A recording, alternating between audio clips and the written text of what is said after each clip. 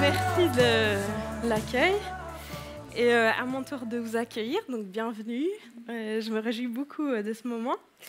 Bienvenue aussi à ceux qui écoutent en ligne le message. Quel honneur d'être sur YouTube. Du coup, la série dans laquelle on est maintenant, c'est Send Revival, donc Envoie le réveil. Et puis j'aime beaucoup cette série parce qu'elle a deux facettes. En même temps, c'est de nous-mêmes en fait expérimenter pour nous la liberté de l'évangile de Jésus. Et la deuxième facette, c'est que alors qu'on devient disciple de Jésus, il y a cette mission qu'on reçoit de faire nous-mêmes des disciples et puis d'aider en fait des personnes à découvrir cette liberté qu'il y a en Christ. Donc le thème particulier, spécifique de ce matin, c'est comment être vraiment libre des puissances et des puissances spirituelles mauvaises. Voilà. Donc allons-y, moi je vous propose qu'on commence en fait à regarder Jésus quand il est venu sur terre, qu'est-ce qui s'est passé par rapport à ce thème. Donc lui, quand il a commencé son ministère, en fait, il prêchait que le royaume de Dieu s'était approché. Et quand il prêche cette réalité-là, en fait, il parle d'une réalité qui est spirituelle, parce qu'il n'annonce pas un royaume en fait, qui prend place concrètement sur une place sur terre avec un gouvernement humain, etc. Mais il parle bien d'une réalité spirituelle. Et puis quand il annonce la bonne nouvelle du royaume de Dieu qui s'est approché, en fait, on voit qu'il y a des réactions dans le monde spirituel, et notamment que les puissances spirituelles mauvaises, ils fuient devant lui. Donc, dans la Bible, en fait, on voit, c'est écrit qu'il y avait des êtres, des démons, qui habitaient à l'intérieur d'humains, qui étaient obligés de sortir de ces personnes quand Jésus les menaçait, et puis qui commandaient de laisser la personne, de la laisser tranquille, qu'elle soit, elle, en paix.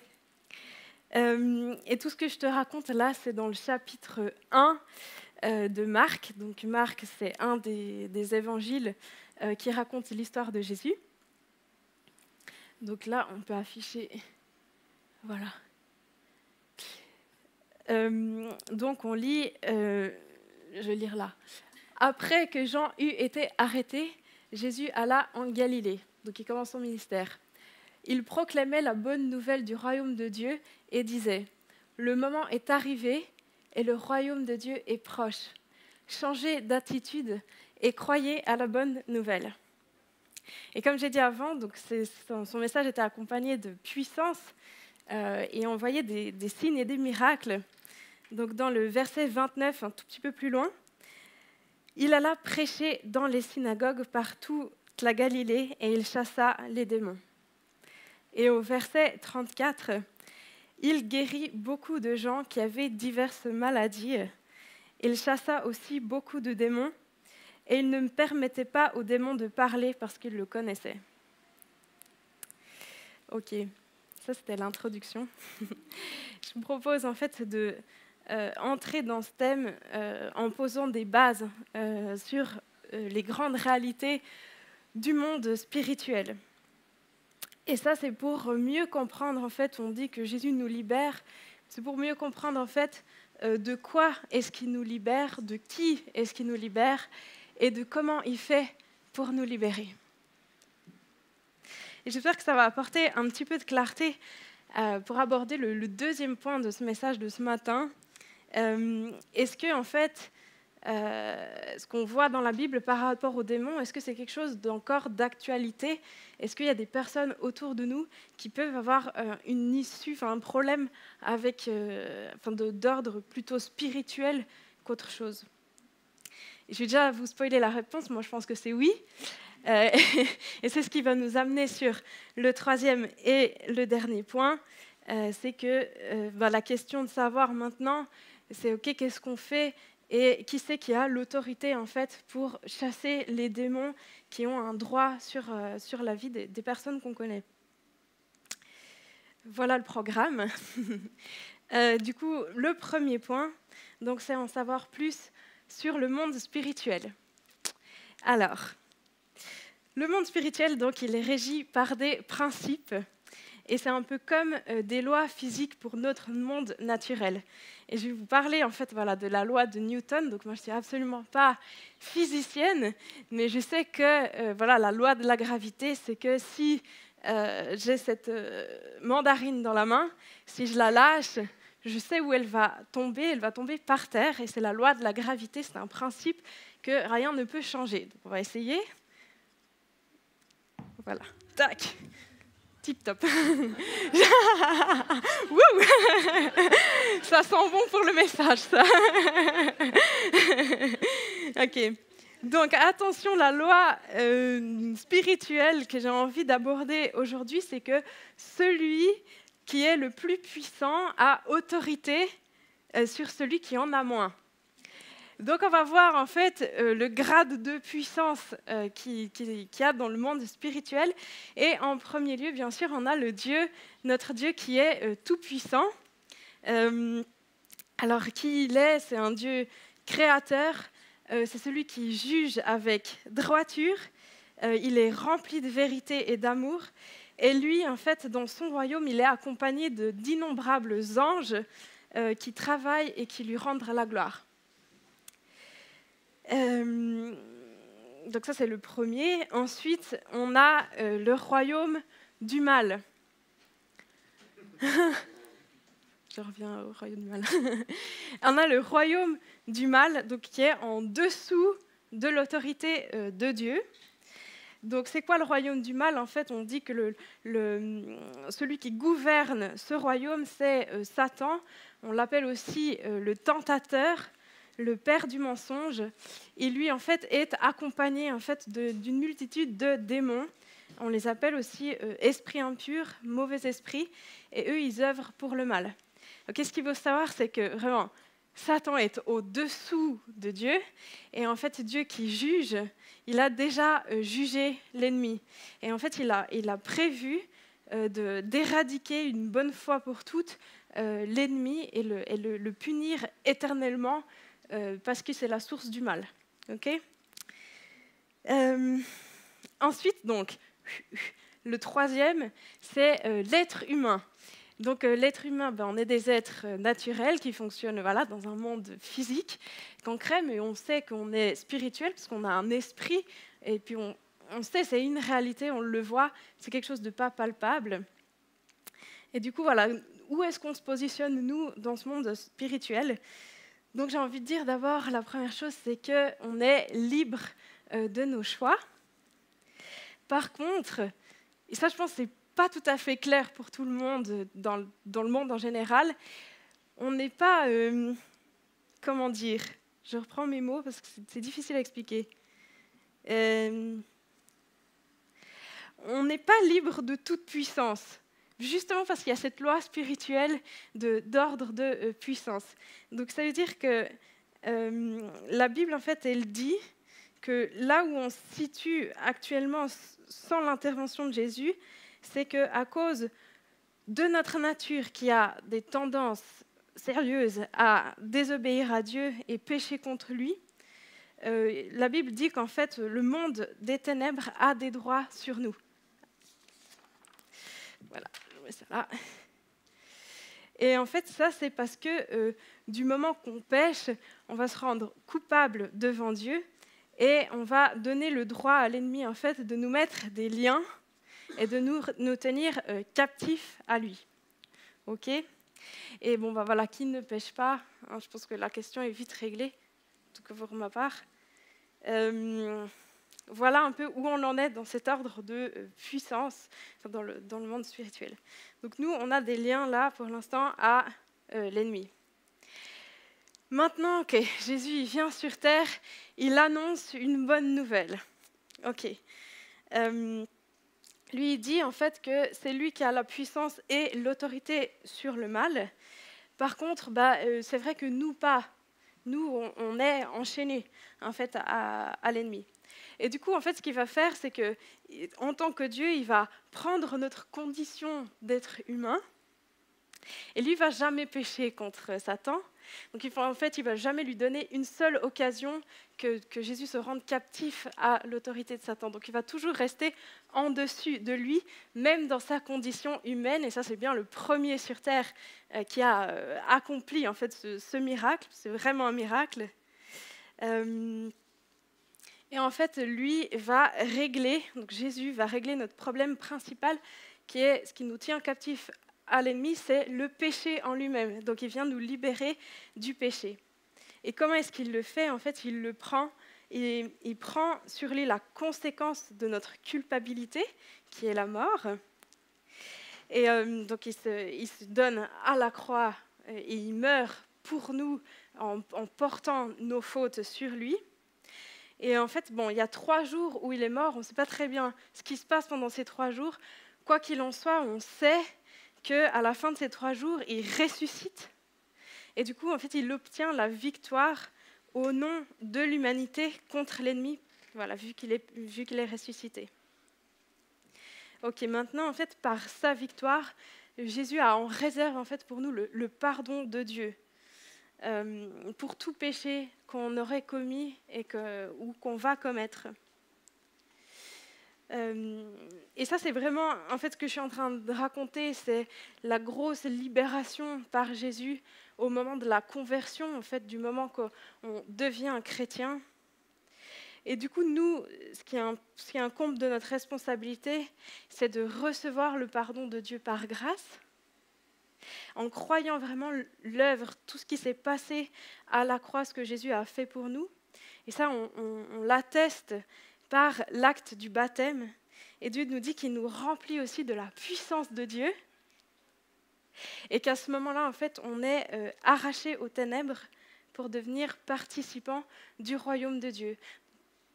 On va lire dans Colossiens maintenant, parce que c'est exactement ce que je suis en train de dire. Colossiens 1, 12, 14. Il nous a arrachés au pouvoir des ténèbres et nous a fait passer dans le royaume de son Fils bien-aimé. Étant unis à lui, nous sommes délivrés, car nous avons reçu le pardon des péchés. Voilà. Donc, c'est la grosse libération en fait que Dieu nous donne. Et je vais revenir après un petit peu sur ce sujet aussi de vraiment ce qui s'est passé à la croix et ce que ça implique pour nous en tant qu'êtres humains maintenant, de où est-ce qu'on se situe quand on a été pardonné par Dieu, où est-ce qu'on se situe par rapport au monde spirituel.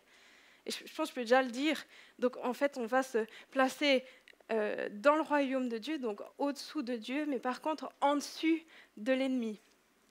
Ok ? Voilà. Ok, bon, on va aborder le point 2 sur la question de est-ce que c'est toujours d'actualité d'avoir des démons? Et face à tout ce que j'ai raconté, en fait, où est-ce que ça prend place, en fait, ce concept? C'est pas un concept. Mais bon, moi, c'est vrai que pour moi, la réponse à la question est-ce que c'est toujours d'actualité, ça a été quand même vite réglé du fait de l'avoir vu de mes propres yeux. Et je pense que oui, je peux raconter ce témoignage. Je vais essayer d'être le plus neutre possible parce que je veux garder la confidentialité de la personne qui a vécu ça. Mais c'était dans un camp et ça faisait depuis 3 jours que le camp avait commencé. Et cette personne, un jeune, il avait des pensées vraiment qui ne venaient pas de lui, qui le poussaient à se faire du mal et qui l'encourageaient vraiment très fortement à se sauter la vie, à se suicider. Et puis en fait, quand il en a parlé, on était tous présents. Et puis au moment où on prie, et ben voilà, en fait, c'est plus lui qui parle. Il y a des voix qui parlent. Et puis on se rend bien compte que là, on ne fait pas face à cette personne, mais on fait face à un démon. Donc on prend autorité contre ce démon, et ce démon quitte ce jeune. Et moi, ce que j'ai envie de dire, c'est que ça ne m'intéresse pas tant la partie manifestation de comment ça s'est passé et tout.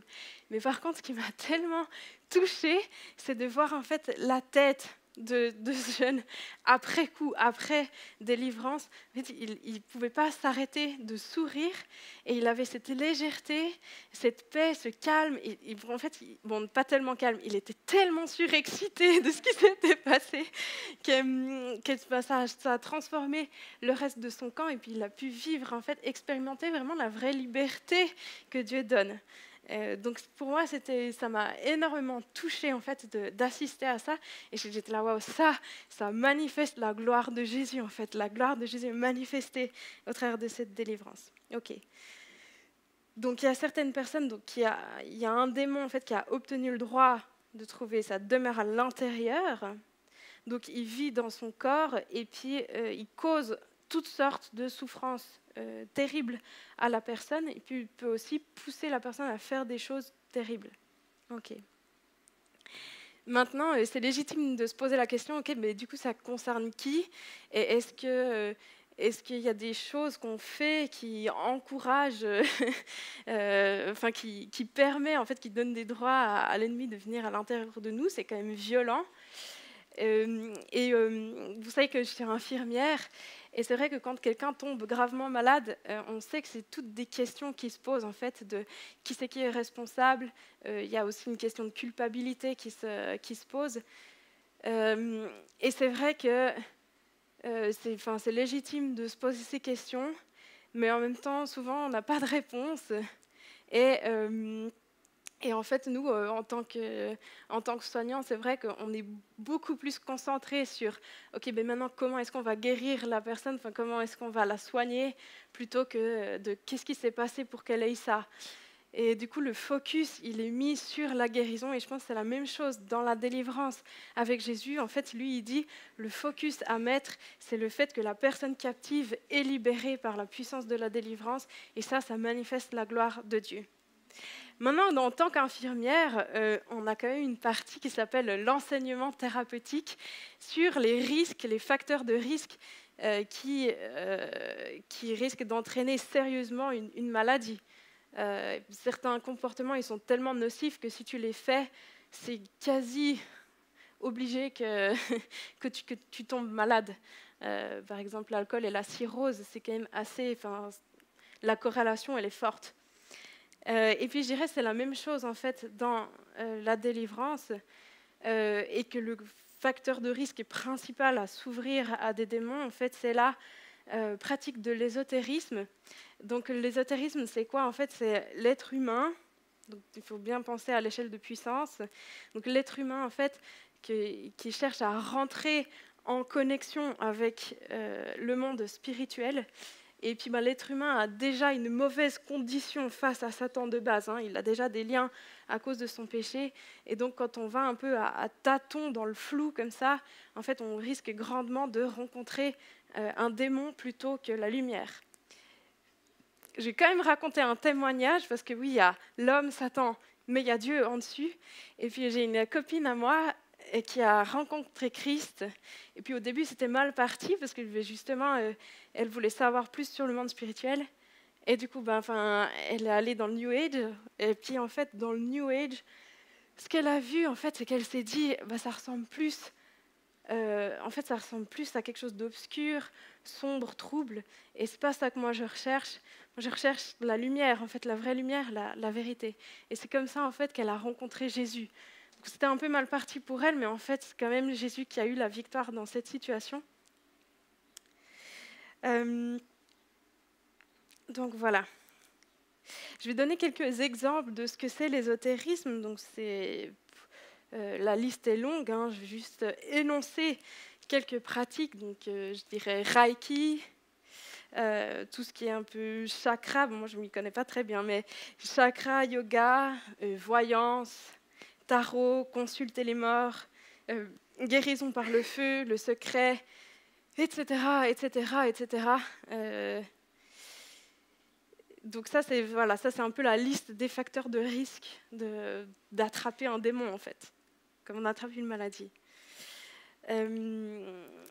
Bien que, il faut garder à l'esprit qu'il y a des personnes qui ont une issue, un problème spirituel, sans avoir fait ces pratiques-là. Et du coup, il y a aussi la délivrance pour eux. Et j'ai envie de dire là, avec tout ce que je t'ai dit en fait sur la liberté en Christ, il faut bien faire la différence. Jésus il nous libère de notre culpabilité, de notre péché par son pardon, et il nous libère de puissances spirituelles mauvaises par la délivrance. Je pense qu'il faut bien faire cette nuance-là. Ok. Je l'ai juste... Ouais. À peu près ce que je voulais dire. Ok. Bon, alors le point 3, et finalement, voilà, on arrive, on chemine dans ce message. Le point 3, du coup, qui a l'autorité maintenant pour apporter la délivrance. Et bon, moi, mon réflexe premier, ça serait, j'ai envie de demander à Jésus directement de le faire, de délivrer la personne. Et je crois qu'en fait, bien sûr, c'est lui qui le fait par sa puissance. Je crois que la réponse à ma prière, c'est qu'il va m'utiliser moi pour le faire. Il va passer par moi en tant que personne sauvée par Jésus. En fait, quand Jésus il est parti, il a quitté la terre, il nous a donné la mission, va, enseigne tout ce que tu as appris sur moi et chasse les démons en mon nom. Donc il y a quand même une prise de position de notre part en tant que chrétien. Comment est-ce qu'on a cette puissance, en fait, cette autorité qui vient ? J'aimerais lire Romains 8, 32, où c'est écrit lui qui n'a pas épargné son propre fils, mais l'a donné pour nous tous, comment ne nous accorderait-il pas tout avec lui ? Et dans mes propres mots, en fait, quand Jésus t'a offert sa vie et que tu es devenu chrétien, il te dit qu'il t'a tout donné avec. Et qu'est-ce que ça veut dire ? C'est que tu reçois sa vie en elle-même qui te libère, mais il t'a aussi partagé son autorité sur l'ennemi, et ça, il le fait par grâce. Donc c'est un statut qu'on a en fait de personnes remplies de la puissance de Dieu pour prendre autorité contre les démons. On lit dans Colossiens 2, 10, « Vous avez tout pleinement en lui, qui est le chef de toute domination et de toute autorité. »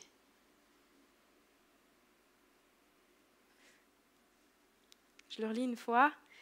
« Vous avez tout pleinement en lui, qui est le chef de toute domination et de toute autorité. » On lit sinon dans Actes 1, 8. Le verset qui est affiché d'ailleurs vers le Send Revival du début. Vous recevrez une force quand le Saint-Esprit descendra sur vous. Vous serez alors mes témoins à Jérusalem, dans toute la Judée et la Samarie et jusqu'au bout du monde. Dans 1 Corinthiens 4, 20, on lit « Car le royaume de Dieu ne consiste pas en paroles, mais en puissance. » Et finalement, je vais lire dans Marc 16, 15 à 18, en fait, l'envoi de Jésus qui nous appelle à prendre position en son nom. Puis il leur dit, « Allez dans le monde entier proclamer la bonne nouvelle à toute la création. Celui qui croira et qui sera baptisé sera sauvé, mais celui qui ne croira pas sera condamné. Voici les signes qui accompagneront ceux qui auront cru. En mon nom, ils pourront chasser les démons, parler de nouvelles langues, attraper des serpents, et s'ils boivent un breuvage mortel, celui-ci ne leur fera aucun mal. Ils poseront les mains sur les malades, et ceux-ci seront guéris. » Voilà. Ok. Moi, je crois que vraiment notre rôle en tant que disciples dans le royaume de Dieu, c'est d'aider d'autres personnes à être conduites dans la liberté de Jésus. Et on est appelé à expliquer, à donner l'ouverture à la liberté de Jésus dans son ensemble. C'est un package. Donc on est libéré du péché. Et en fait, quand on accompagne une personne et qu'on se dit, oh, peut-être qu'il y a une petite issue spirituelle forte, enfin, il y a quelque chose quoi, qui bloque la personne. Là, on est amené à la conduire en fait dans la liberté en faisant de la délivrance.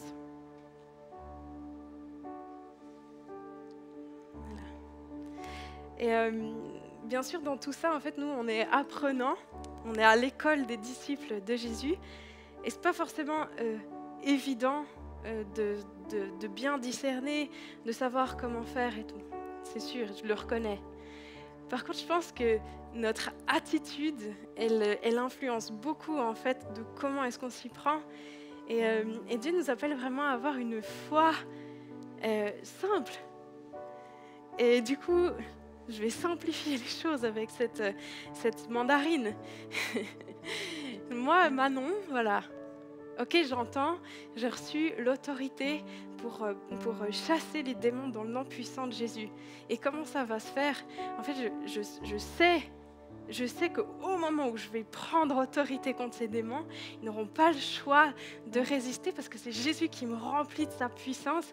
Et du coup, j'ai cette certitude aussi certaine que la loi de Newton. Et là, je suis hyper certaine de moi. Tu vois, genre je sais que du moment que je lâche cette mandarine, elle tombe par terre. Alors c'est vraiment ça, je chasse le démon dans le nom puissant de Jésus. Et voilà, c'est ça qui se passe dans le monde spirituel quand on chasse les démons. Voilà, ils s'enfuient.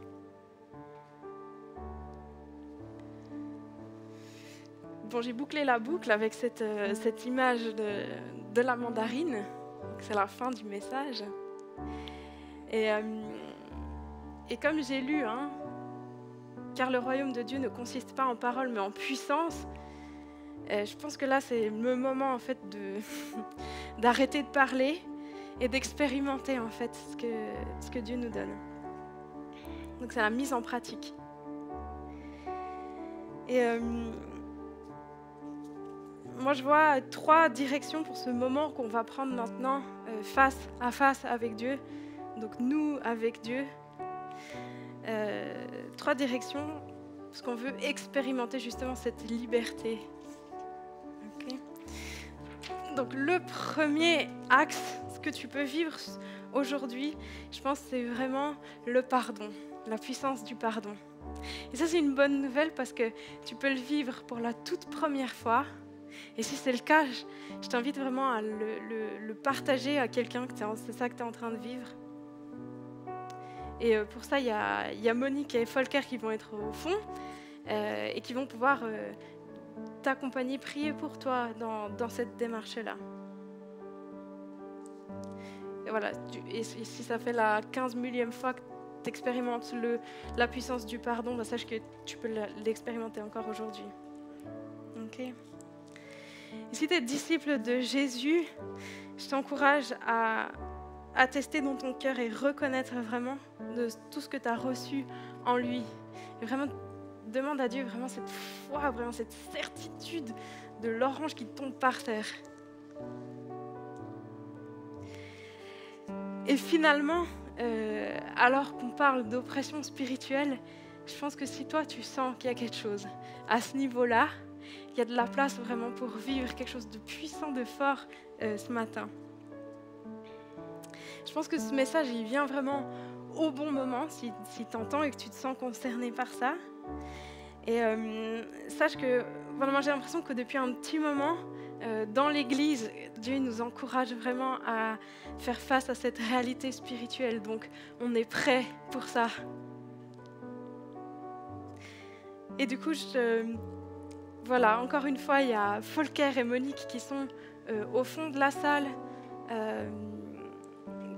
Qui vont te guider vraiment dans cette prière de délivrance.